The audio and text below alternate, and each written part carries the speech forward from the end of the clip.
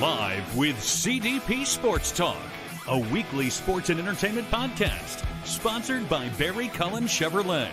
Live on YouTube, Facebook, Twitter, Twitch, and LinkedIn. And on audio via Apple Podcast, Google Podcast, Spotify, Anchor FM, iHeartRadio, Amazon Music, Radio Public, and TuneIn. Now, here's your host, Chris Palme.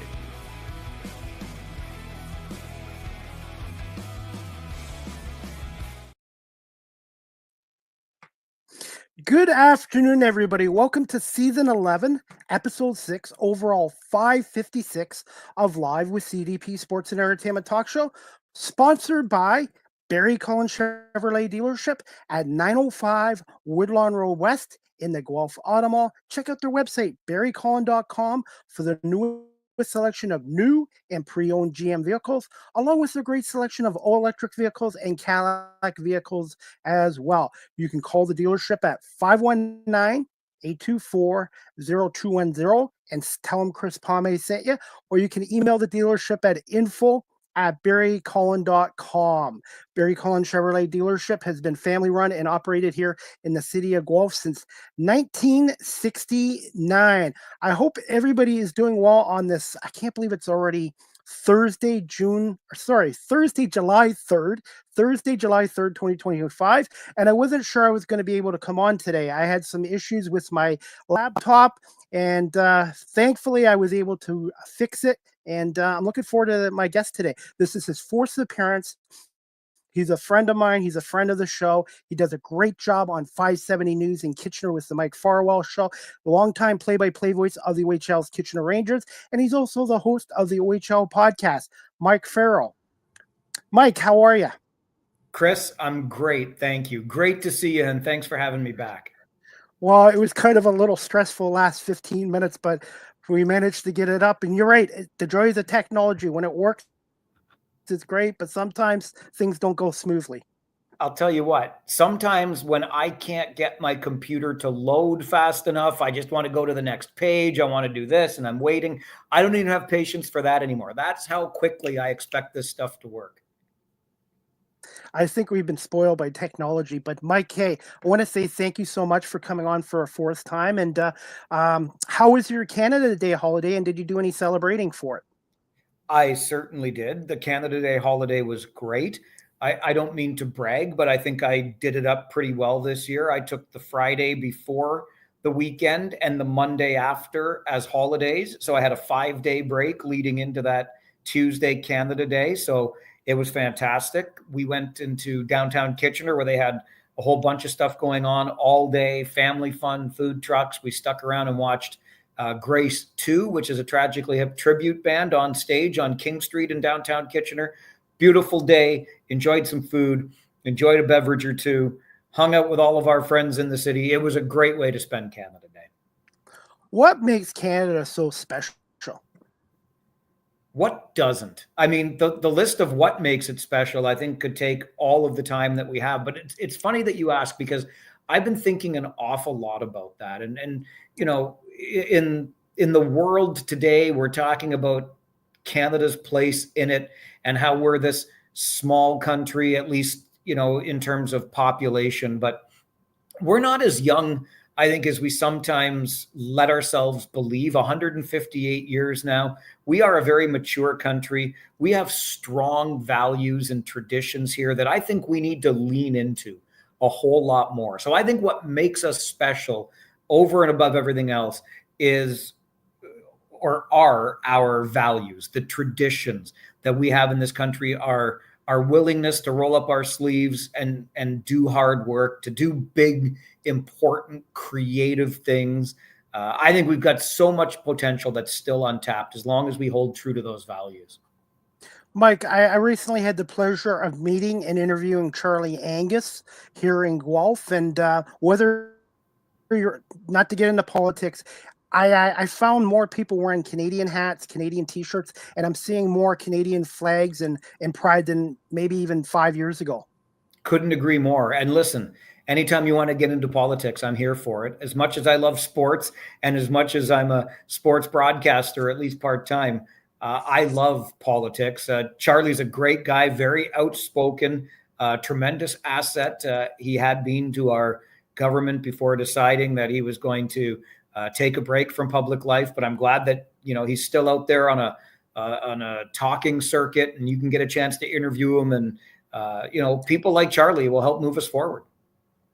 By the way, Mike, I want to say thank you to not just for your friendship and support, but the way I've done my show the last 5.5 years. Obviously, I have my own style, but I love my sports, but I've also diversified as well. So I've tried a way to make my show a little bit like yours, not copy you by any means, but you kind of inspired me, and I just want to be a jack of all trades with my talk show, from politics to musicians, comedians, athletes. I just think you do a tremendous job on the radio, and you're one of the guys that have kind of inspired me. Well, I really appreciate that. Imitation is the most sincere form of flattery. So by all means, if there's something I'm doing that you can or want to emulate, go right ahead. And I always joke about, I kind of have for a long time called myself the sort of mini wheats of Waterloo region. On the one side, I'm that sugary side that gets to have a lot of fun with sports and a traditional proud franchise like the Kitchener Rangers and all of the other great things that are going on sports wise in the region of Waterloo. And then I've got that other side that's a little bit less sweet. That's the more substance on it, with the politics that are going on, the growth of our community, politics more generally. I love getting into all of that as well. So I think there's room for a little bit of everything on our plates. Absolutely. I'm going to put you on the spot with this question, Mike, before we get into Farwell for hire. I was at a place yesterday, but it's summertime. Who has some of the best local ice cream in the Waterloo region? Who has some of the best local ice cream? You're hitting one of my absolute favorite summer hobbies, which is eating ice cream. So there's a place not too far from where I live in Kitchener called Ice Cream 2, just a little kind of ma and pa ice cream shop on a corner in a strip plaza. They do a fantastic job. They're gonna kill me for forgetting their name. Is it Scoops in Elmira? I think it's Scoops. Right on the main drag in Elmira, though, on Arthur Street. It's just as you're getting to, what's the cross? Line 86, I think, and it's on your left-hand side. Anyway, it's awful I'm forgetting the name. But that's another good one. For All does a great job with ice cream locally. I mean, again, Chris, how much time you got? I'll talk about ice cream all day, every day. I will never turn my back. A DQ Blizzard. Fun fact, if you ask for it, they will put it into your Blizzard. You can get your DQ Blizzard, and it's the same with a McFlurry. I love it. If it's ice cream, if it's cold, and if it's sweet, I'm there for it. I want to give a shout out to a little ice cream shop in Hespeler. I guess it's Hespeler, Cambridge, called Indulge Ice Cream. It's on 10 Queen Street East in Hespeler, the old part of Hespeler, and they have one in Waterloo, and they have like many different flavors. And I had their blueberry cheesecake ice cream, and it was delicious. So indulgeicecream.ca is their website. So Mike, if you get a chance to go into old Hespeler or Cambridge, I would check out Indulge Ice Cream. I will be there for it. Guaranteed. Hard or soft? I prefer the hard ice cream. Absolutely. I mean, soft has its place, but more often than not, I'm going for the hard ice cream for sure. Has anyone in the Waterloo region done a Kitchener Rangers ice cream flavor yet? Not that I know of. That's not a bad idea, my friend. Not a bad idea at all. Absolutely. And I'm going to try to get to a Rangers game this year. I've been to the odd for the Titans, but I will get back to a Rangers game. Mike, we're getting to a little bit of hockey right now, and I wanted to talk to you about this as well. Just thoughts on longtime Guelph Storm play-by-play announcer Larry Malott retiring after over 30 years behind the mic of the Storm. It's difficult for me, Chris, to put into words what a guy like Larry has meant. So to me personally, as a broadcaster, you may not know that I started my OHL broadcasting career in Guelph. I was working with Rogers TV in Guelph way back when Sean Camp was still the head coach and Charlie Stevens was the captain of the hockey club. Obviously, Larry was there then, and just getting to be around Larry without even necessarily interacting, watching the way he conducted himself, how he handled himself around the rink, the way he went about the preparation for his job. And then, of course, getting to know him over the years as a colleague at radio games on the same press, or at hockey games on the same press row for radio, etc.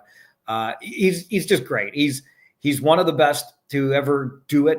The only voice that the Guelph Storm have ever known, and just as good a human off the mic as he is a broadcaster on the mic. So definitely someone I'm going to miss seeing around on a regular basis. What are some of your favorite Larry Malott stories, if you have one specifically? Oh, favorite Larry Malott stories. Well, first and foremost, it's the passion that he has for the Guelph Storm. And if you know the broadcast setup in Guelph, I might be 5 meters or less away from Larry. So he's broadcasting the Storm side of the game less than 5 meters away from me in the same row in the press box, where I'm doing it from the Kitchener perspective.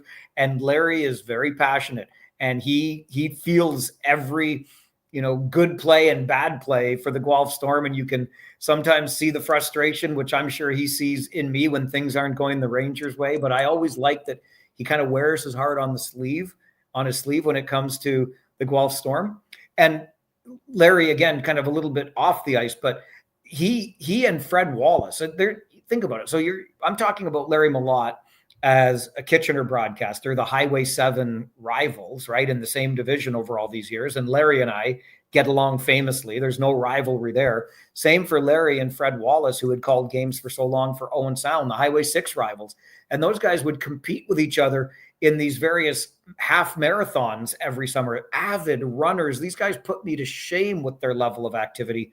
And Larry still, puts in a whole lot of miles when he's not on the mic, making sure he's taking care of himself. Mike, I've seen behind the scenes of broadcasters, the TV side and the radio side. Can you just tell my audience that how much everyone talks about the players and the coaches and it's a grind of a season, but for broadcasters too, you guys do 68 games plus the playoffs, and you're away from your family and friends quite often during a season. Yeah, you are. And I'm always reluctant to complain about it too much because, let's be honest, at the end of the day, even though we have to travel and we are away from our families, we end up in a hockey rink where we don't have to pay a price of admission and we get a great seat for a game. So I'm always aware of that aspect of it. And it's not quite as taxing for us, certainly, as it is for the players and the coaches and the other members of the organization, because for them, their results are measured on wins or losses. For me, it matters less who's winning and who's losing, as long as I'm doing the very best broadcast that I am. So really the game becomes irrelevant to that. I just have to make sure the broadcast is strong enough that we keep an audience and that I keep my job doing those broadcasts. But I'd be lying if I didn't say it takes a bit of a toll. There's no question about it. You basically give up your weekends for 7 months of the year, from October through April. If the playoffs go long, who knows how long you're going to be in it. And you just get used to a different kind of life. My wife will do things on her own. We joke all the time about her Friday nights during the hockey season. That's her time to have her peace and quiet and just do her thing at the house, because I'm always gone on Friday nights. And then when friends want to get together on a weekend in the wintertime, it's always, well, it depends on whether or not it fits my hockey schedule. And then you've got the longer trips that you're away for several days at a time. But I wouldn't trade it for anything, to be honest with you. What year are you going in as play-by-play voice of the Kitchener Rangers now? I had a feeling you were going to ask me that. I had no idea until I was on my way into the rink to start the 23-24 season. So 2 seasons ago, and I ran into Kent Hawley, who's a scout with Vegas. And it was game 1 of the season, and we happened to be walking into the rink together. He says, "Hey, Farzy, how many years you been doing this now?" I don't know. I never kept track, but because he asked the question, I was forced to, it made me curious. How long? So I know this is a long answer, but this year coming up will be my 25th. Congratulations, Mike. That's outstanding. That's amazing. Yeah, it's been a fun ride. Now, which OHL broadcaster has done it the longest now? Is it the gentleman with Kingston, I believe? Jimmy Gilchrist is Yeah. how many years? He's gone over 3,000 games total. He came from Oshawa up to Kingston. There was a period of time too where the radio station lost the rights, and I think it was a 7-year gap in there where he didn't call any games. So just imagine, I mean, he's over 3,000 games now. You put another 7 seasons in there, it's almost 500 more probably. I mean, who knows? But yeah, I think Jimmy is up on 40 years almost doing it. So That's amazing. Mike, we're just going to switch gears here for a few minutes, but can you just tell us about your 2025 Farwell for Hire campaign, which saw a record amount raised of over $233,000 and one of your most successful campaigns? yeah, I would love to do that. And thanks for asking about it. This was something that I started in memory of two of my sisters who passed away from cystic fibrosis. So, just briefly, if you don't know anything about it, cystic fibrosis is a genetic disease. You're born with it, and there is still no cure for it. So, if you're born with cystic fibrosis, unfortunately, you still have a shorter life than most of the rest of us. But there have been great advancements made in research into helping to treat people with cystic fibrosis, extend their lives, make their quality of life better. When my sisters were alive, and this goes back more than 30 years now, they passed away in the mid 1990s. Things were a whole lot different then. And I watched my sisters go through a whole heck of a lot, and they died far too young. So I started this fundraising campaign back in 2014 in their memory, where it's kind of just like it sounds, Farwell for Hire. I would go out and hire myself out for various odd jobs in order to get donations to cystic fibrosis research. And over the years, people have really embraced it. And this past year, as you mentioned, our 2025 campaign raised a record amount, $233,000 plus, which is more than we've ever raised in a given year. And this was the 12th year doing it. So I don't know why people are still embracing it the way that they are, but gosh darn it, do I ever love them for it. I'm very grateful for that. And we've been able to raise, since the start of the fundraising campaign, almost $1.6 million now for cystic fibrosis research. Just shows you what kind of community the Kitchener-Waterloo area is with this campaign that you do. Absolutely. I couldn't say enough about it. And I've said often over the years, Chris, I'm not sure that a campaign like this would work anywhere. There's something about this area. And listen, I've been to Guelph and Wellington County as well for my Farwell for Hire campaign. And people have been so generous. They've just kind of embraced the cause with me. And I'll shout out the University of Guelph, because right now there's a research project underway there that is working on a treatment to improve the quality of life for people with cystic fibrosis. So this entire region where I live and in bordering communities like Guelph, Wellington have been so supportive. And I'm just not sure it would be like this everywhere in Canada, but I'm sure glad we're here and doing this sort of thing.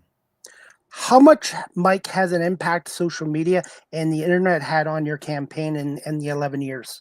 Well, it was everything at the beginning. I actually started the whole thing on Twitter or X. It was an idea that I had. I wasn't sure if it was going to work and how I would do it, but I just put out a tweet one night. And it was actually, I do the campaign in the month of May every year, because May is Cystic Fibrosis Awareness Month.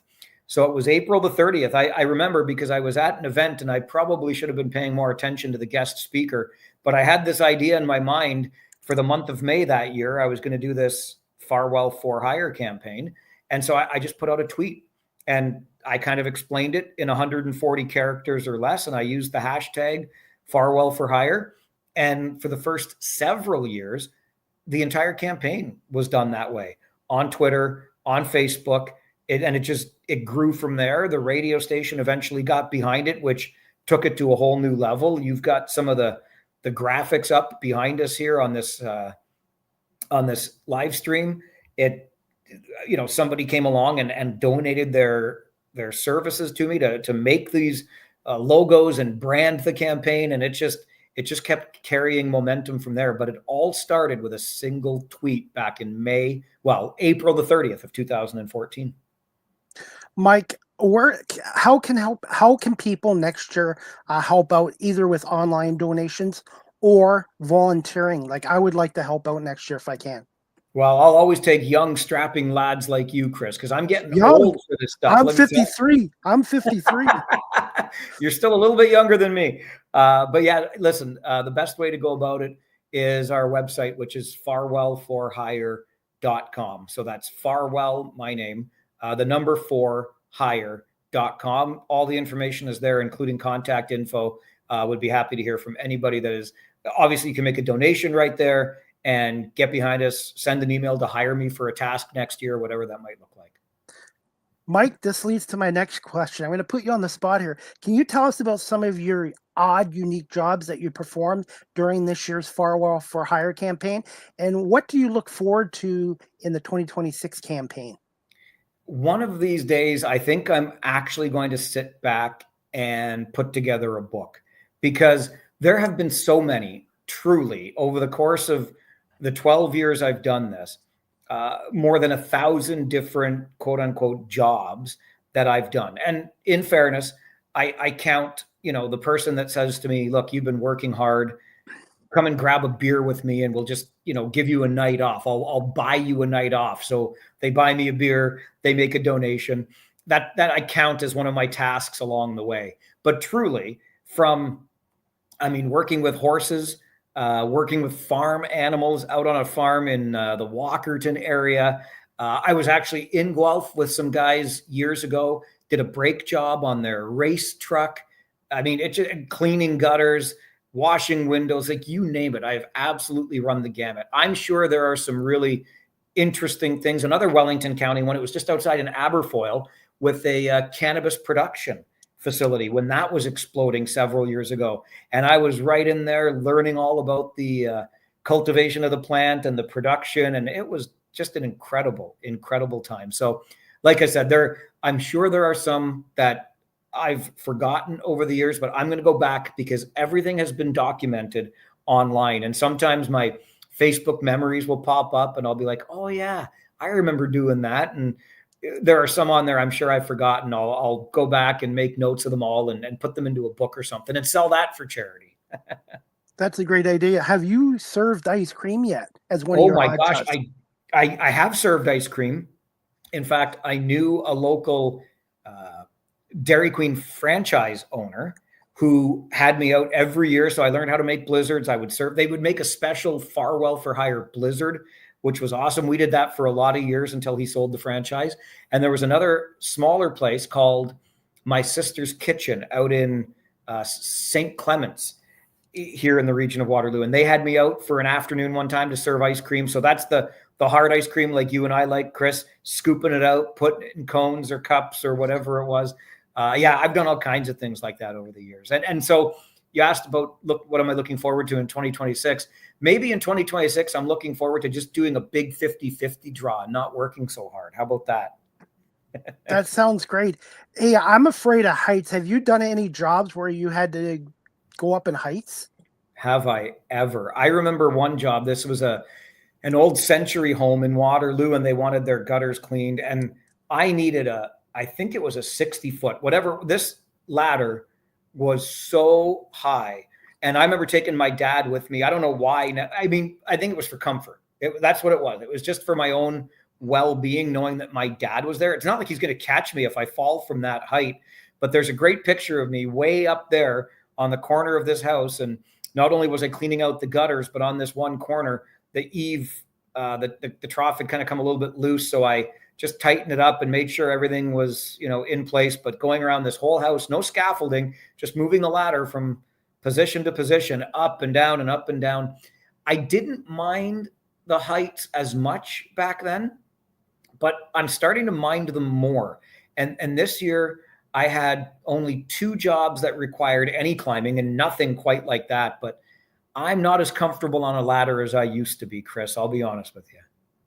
So there's no suggesting that you do the edge walk in Toronto at the CN Tower for Farwell Fire. Not a chance. Not a chance I'm doing that. I wouldn't mind climbing up the CN Tower, the stairwise, but to do the edge walk, I would not. I don't have the stomach for that. You and me both. Not a chance. Not a chance. Even just thinking about it now gets me anxious. How many volunteers do you normally have a year, Mike? 0. 0. Okay. I've only ever done this on the back of my own sweat equity. People have offered over the years, Chris, but it becomes such a logistical nightmare because literally, I mean, over the 12 years of doing this, I've had different shifts at the radio station, including one where I was doing the 5 a.m. until 10 a.m. show. And so by 11 o'clock in the morning, I'd be out at somebody's house doing a job, and I would work all day. I would go from job to job to job.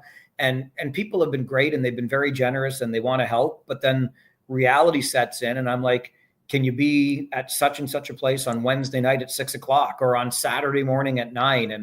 And all of a sudden the volunteers are a little less enthusiastic. So they mean well, but it's just difficult logistically to coordinate. I would spend as much time coordinating all the volunteers as I do now, just coordinating the jobs and getting out there and doing them myself. Mike, do you have time for a couple more quick questions, a few more minutes? Sure, no problem. Okay. Since we're not far from hockey season, it's July and training camp will be starting in August. What were your overall thoughts on last year's Kitchener Rangers, your amazing playoff run, and then the job done by the coaching staff and general manager Mike McKenzie? Yeah, I might steal a quote from head coach Jussi Ahokas, who said about the Kitchener Rangers last year, not bad for a rebuilding team, because that's what everybody thought the Kitchener Rangers were when the season started. And then they went out and won 44 games, the fourth most in franchise history. They had 100 points for just the third or fourth time in history.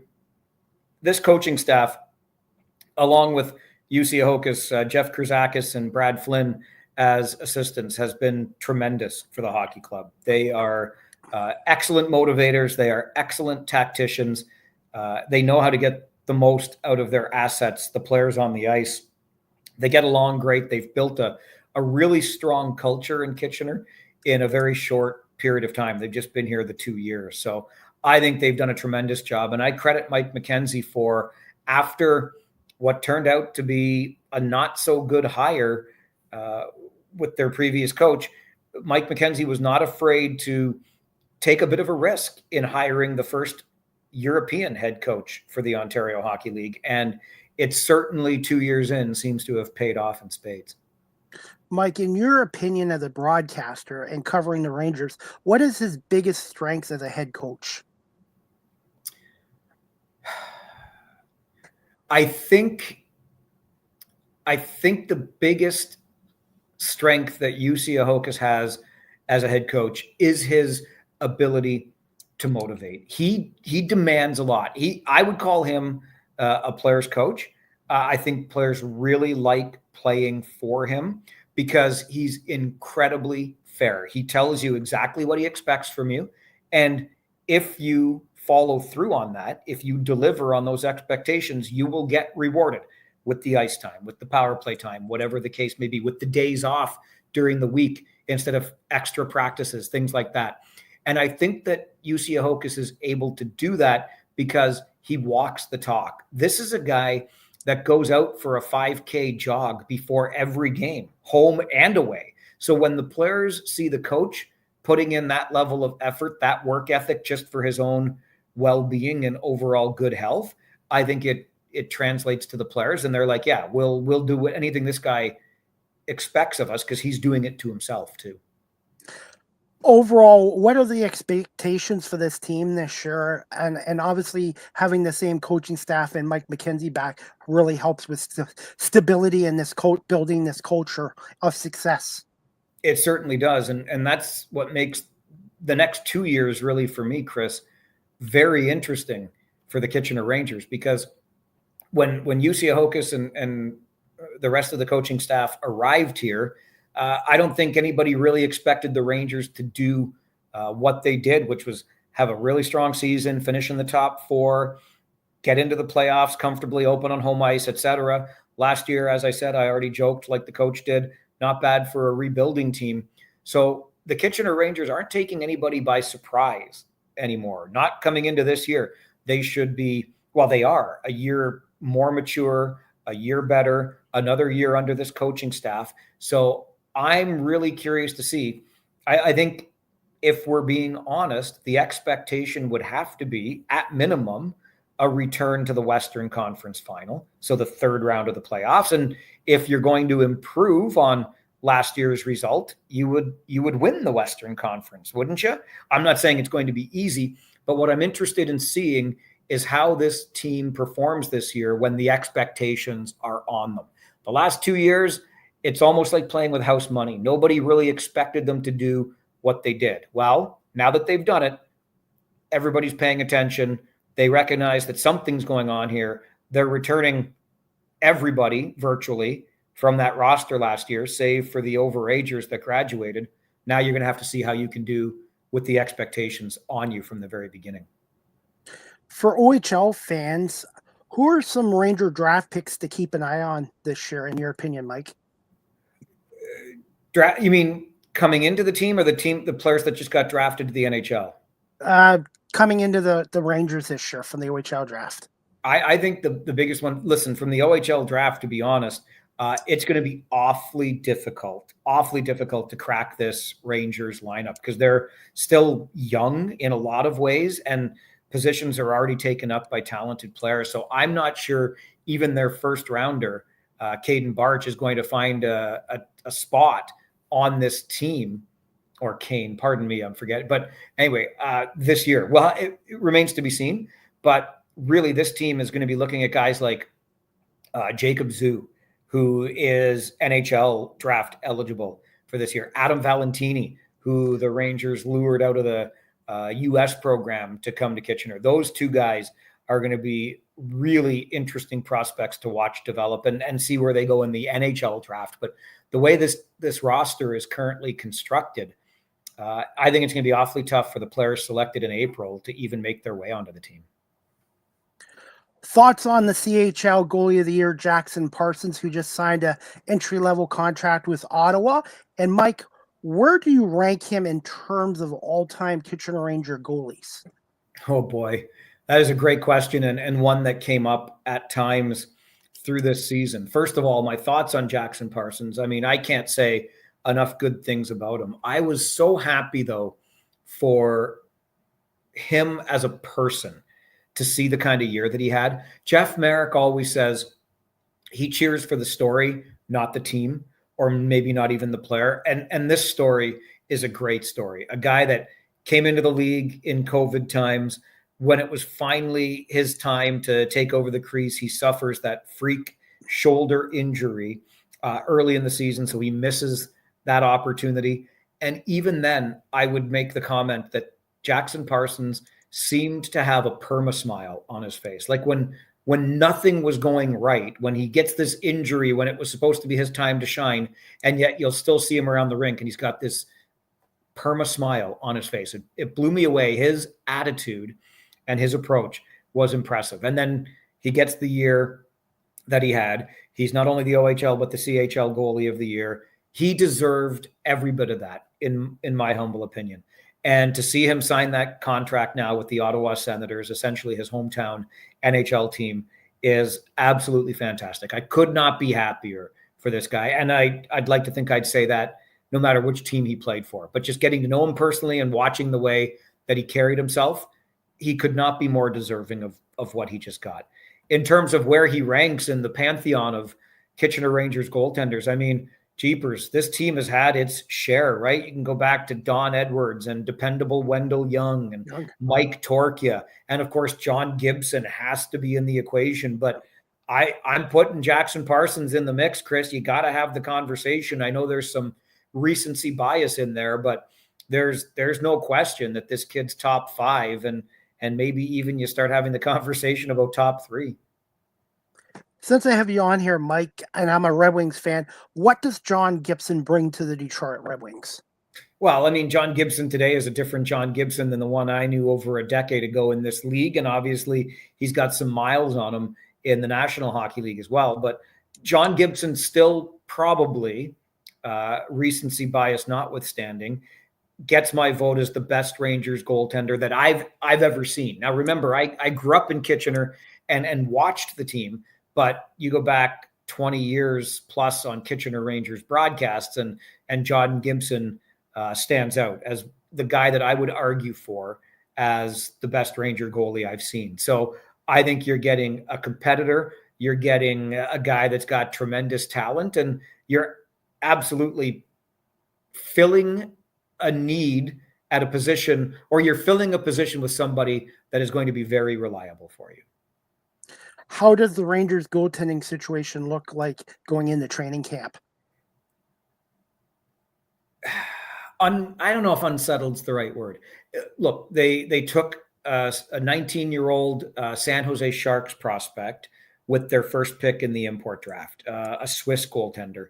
He's a big body, which you like to see in goalies these days, but I'd be lying if I said I've ever seen him play. I haven't even tried to find any video on him yet, Chris, so I can't say, but I'll tell you that that's got to be the team's plan, to play this 19-year-old, the Lions' share of the games.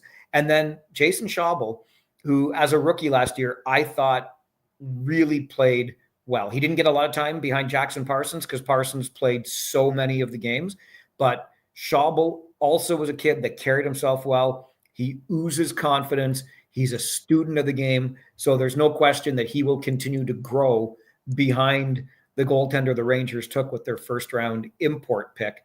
How good that import is, I guess we'll find out. But I've certainly learned in recent years to not doubt Mike McKenzie and this scouting staff. Finally, Mike, just quick thoughts on the upcoming retirement of longtime legendary voice of the Toronto Maple Leafs after 45 years, Joe Bowen, who I just met a few weeks ago at an Argos game, and 45. He's going on 45 years and over 3,000 games, and I just wanted to get your thoughts on him and maybe one of his favorite game calls. There's another guy, Chris, that I love because he is an unapologetic fan of the team he broadcasts. And look, I get it. There can be criticisms of broadcasters who are quote unquote homers, and that's fine. Like I'm happy to hear those criticisms, but remember that Joe Bowen was always a Leafs broadcaster, a regional broadcaster. So in my opinion, you're then allowed to be a homer, and you don't have to apologize for it. I really do try to keep it as close to that middle ground as I can, but I'm not gonna lie. I get more excited when the Rangers score a goal than when the Guelph Storm score a goal, and I'm broadcasting the game. So I love the good plays from both teams and the good players. But anyway, Joe Bowen was unapologetically a Leafs fan and broadcaster. I think it's great. His enthusiasm is unparalleled. Again, some might criticize that it's too over the top. How? Why? Does he entertain you? Because really, that's what we're supposed to do, especially on radio. If we can't get you as excited listening as we are when we're in the building, then we're probably not doing our jobs. So if that means an over-the-top kind of broadcast call, I'm here for it. One of my favorites from Joe Bowen was back in the years, it would go back in the 90s when the Leafs beat Ottawa in the playoffs, and it was towards the end of the game. He says, "Bless you, boys. I've never been prouder of you than I am tonight," or something along those lines. That will always stand out as one of my favorites from Bonesy. Finally, Mike, as we wrap up this show, this is a new segment on my show. It's basically Ask the Host CDP a question segment. Do you have a question for me? I want to know how this project has developed for you. Since you started live with CDP, how has this project evolved for you? I have been on a radio station in Noonan, Georgia for 2 years. Unfortunately, the owners of the station after 2 years cut the station. So I've been on radio in Atlanta, and I've evolved into doing freelance media coverage for the Buffalo Bisons, the Buffalo Bandits, the Toronto Argonauts, the CFL, the Canadian Baseball Hall of Fame. Mike, I tell people my story, what I'm trying to do. I have a strong passion for the radio industry, the media industry, and I'm hoping I've improved a lot in the last 5 years, and I'm just continuing to build my audience and my brand. Attaboy, that's what it's all about. And I love to hear from somebody else that's so passionate about radio. We radio guys got to stick together, Chris. Absolutely. And I'm seeing more now radio guys live stream like the way I'm doing this show as well. And a lot of people in the industry have really paid it forward to me, Mike. And now I have younger people coming to me for advice, and I'm trying to pay it forward to them as well from my experiences. Good man. Keep it up. Finally, Mike, where can my audience follow you on social media, and tell us some of your upcoming shows on 570 News in Kitchener, and when your OHL podcast will start up again? Yeah, we just posted our last episode of the season of the OHL podcast. So we'll take the summer off and come back probably a couple of weeks before. So early September, a couple of weeks before the start of the next season, to do some season previews and get you ready. And then we'll be back out every week. We release every Tuesday morning, the OHL podcast. So you can find it on YouTube. For the video version of the podcast, please like and subscribe, and you can get it wherever you get your podcasts in audio form. So happy to have you along there. As for the talk show on 570 News Radio in Kitchener, there is a show Facebook page, which is just the Mike Farwell Show. And if you go to the station's website, kitchener.citynews.ca, you can get a full rundown of where we are, when we're on, things like that. But it's 9 to 1 live every day. You can also find the Mike Farwell Show in podcast form if you look it up. So you'll find it that way too. Any which way, really, to get the content. We try to make it available on demand as well. And find me on social media at Farwell_WR. That's X and Instagram. And then I also have a hockey-related, sports-related X account at Farwell_OHL for our favorite Ontario Hockey League. Hopefully I'll run into you this summer. I'm going to be at a Kitchener Panthers game this Sunday as media covering the Toronto Maple Leafs, and their manager Rob Butler was on the 92-93 Blue Jays. So hopefully maybe I'll run into you at Jack Couch Park in Kitchener, right by the Yard this Sunday night. That's the one, Jack Couch. Catch it at Couch if you're watching the Kitchener Panthers. And the IBL is really good baseball as well. So hopefully we'll run into you in a Panthers game. But Mike, continued success. And I want to say thank you for giving us some time out of your very busy schedule today, Mike. Thanks for having me, Chris. This was a lot of fun. Thank you so much, Mike. We'll talk to you soon. You bet.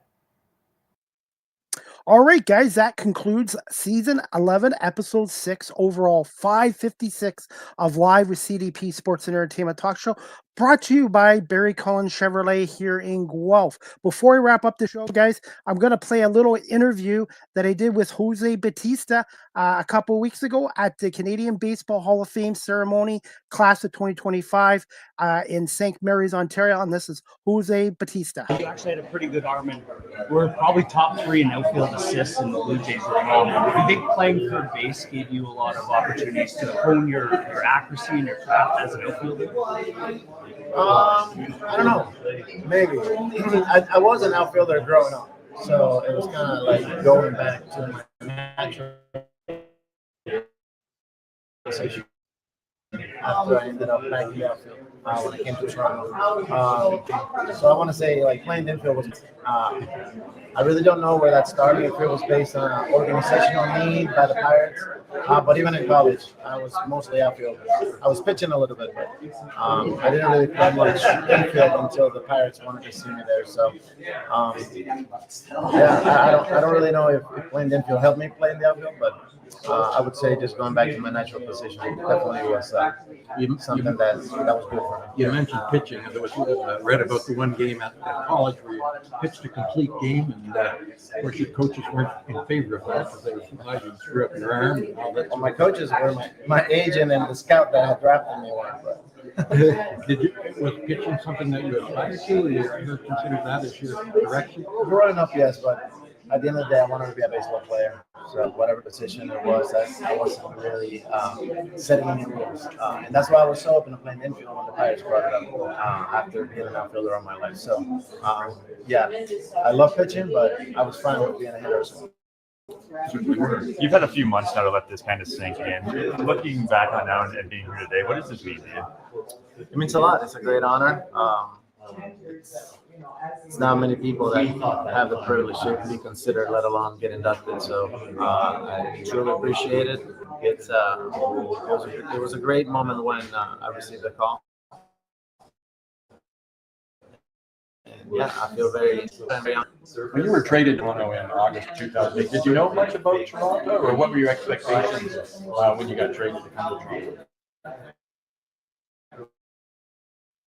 I don't know about the city and the country of Canada for sure. I'll speak to that a little. I don't want to give away too many secrets, but There's a great compilation of. That's wonderful. They should be part of your history, of course. But it seemed like the umpire just had it in there. It seemed like every time you would have a conversation with him, it didn't take much for him to throw up the finger. And you agree that he was the one that seemed to. I don't even remember him. I mean, I remember of him as an umpire. I don't remember the fact that he used to throw me out. But I don't know. You play with passion sometimes. You rub some people the wrong way. And it is what it is. I wouldn't change it. No. Jose? You played for your country a few times, but you also played when you won Olympics, Summer Olympics, won a bronze medal. What was your memories of being in the Olympics? It was a different experience. I love playing for my country, of course, in WBC and in other competitions. And having a chance to go to the Olympics is not something that I was going to pass up on. As you guys know, at that point, I've been retired for 2 years, almost 3. So it was I had to get a little bit of the rust off to get ready, but I enjoyed it. It was a shame that happened in the middle of COVID, and there was a lot of restrictions, and it was a closed village, so we did it with no fans, but it was a great experience. On a day like this where you're being honored, what are people you're thinking of that kind of helped you get here? Yeah, of course. Too many people to state by name, I guess, in this interview. Just like a similar answer earlier, I'll allude to some of them in my speech, but yeah. Think about your trajectory and all those people that were able to help you out for sure. The that's kind of the big moment that people remember when they think of you. But are there other lesser known moments that really stick out to you through your I mean, there are a few. The 50th homer. There's definitely some that I can point to. But at the end of the day, there was a lot of days in the summer where you're just grinding and playing through the games. Those are the ones that kind of just stick out the most. The relationships, the people in the clubhouse, teammates, just being there, traveling, being in the that's what you remember most at the end of the day. I know a lot of people don't necessarily want to think about legacy, but how do you want your career to be remembered? Hopefully people notice that I was somebody that went out there trying not to make excuses and just figure out how to get it done. It was just putting in a good effort day in, day out. When you were finally called up to the majors, I think 2004, you played for 4 different teams. Were you kind of wondering, is this how it's going to be, or were you just happy to be in the majors? Yeah, I wasn't even supposed to be there, so I was definitely happy. I was only 2.5 years removed from signing out of junior college. So my experience was limited. I definitely knew and realized I needed development. And part of those seasons in the minors, I was even injured. So I didn't have the most development in the minors at that time, which is why I had to go back for a little bit. But yeah, I wasn't going to complain about being in the big league setup. Even though it was 4 different teams, that was okay, I guess, right? Well, that was kind of out of my hand, right? I got Rule 5, and then the team that had Rule 5 me tried to send me back to the Pirates, and there was a few other teams that were like, well, maybe let's take a chance. Now that I understand the rules of baseball and roster construction, some teams were just using kind of like that rotating roster spot. Looked at me as a utility player because they had some of their starters injured.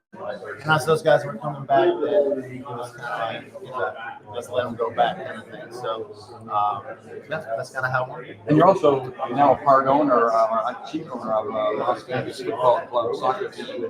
How's that been so far? You've been creating the roster for them? No, I have smarter people than me to do that. It's been great. Huge learning experience.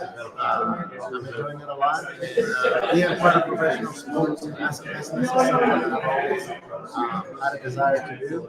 And this is the first step. Thank you. Yeah, tonight. I'll miss it. I'll be watching on my phone doing dinner. Did you ever reflect on how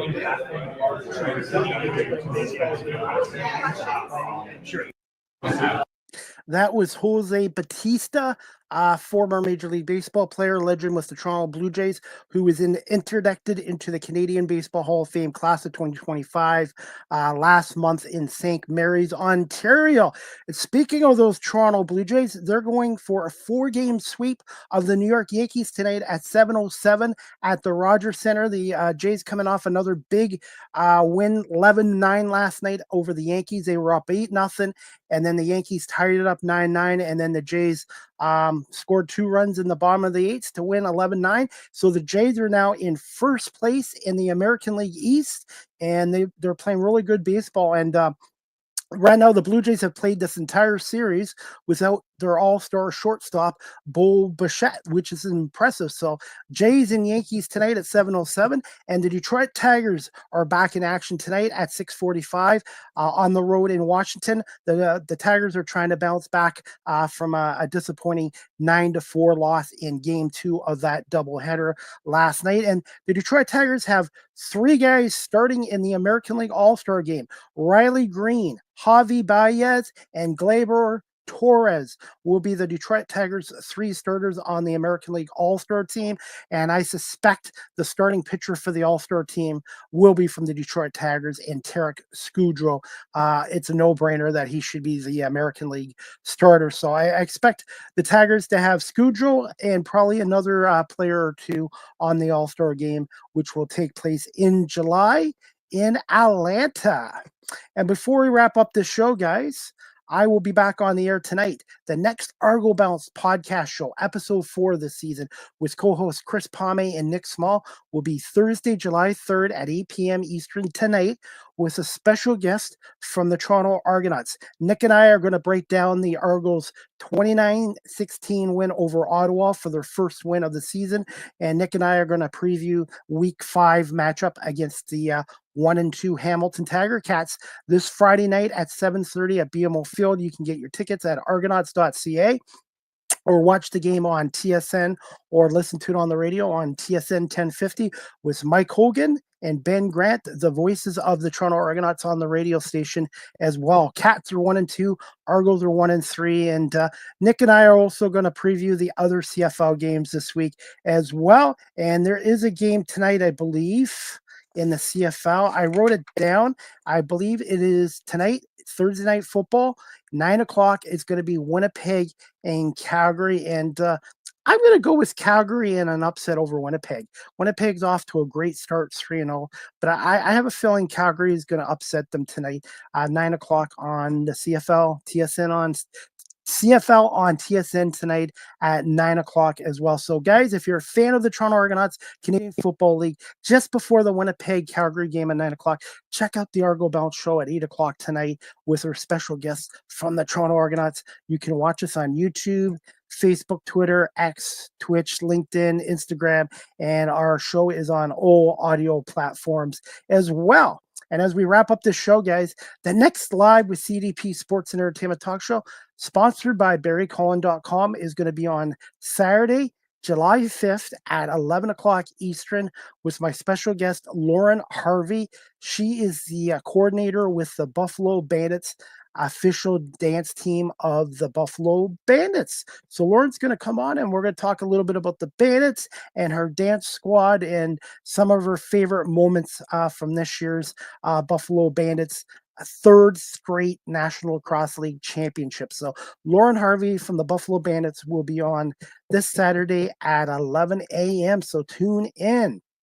As we wrap up this show, guys, Check out the summer event drive at Barry Collins Chevrolet dealership, a 2025 Equinox LT all-wheel drive midnight edition, lease from $218 bi-weekly. That's like $109 weekly at 4.9% financing for 24 months with $5,600 down payment on an ultra low kilometer lease. So check out the summer event drive at Barry Collins Chevrolet.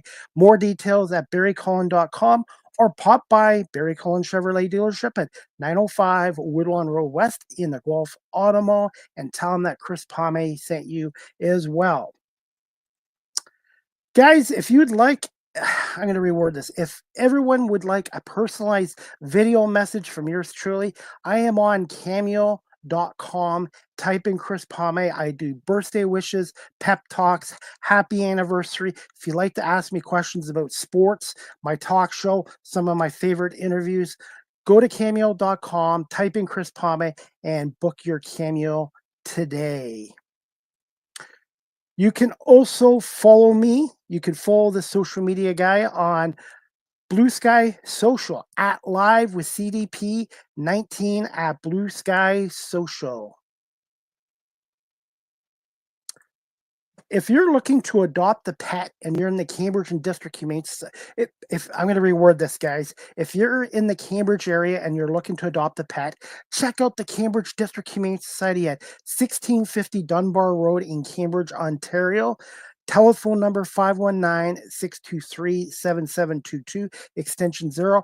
And their website is cambridgehumanesociety.org. cambridgehumanesociety.org. All the animals up for adoption, their profiles and pictures are on the website. And if you're looking to volunteer as a dog walker like I do twice a week, go to cambridgehumanesociety.org and fill out the volunteer application form there as well. And right now they're looking for gift cards to the dollar store, gift cards to Canadian Tire, Dollarama.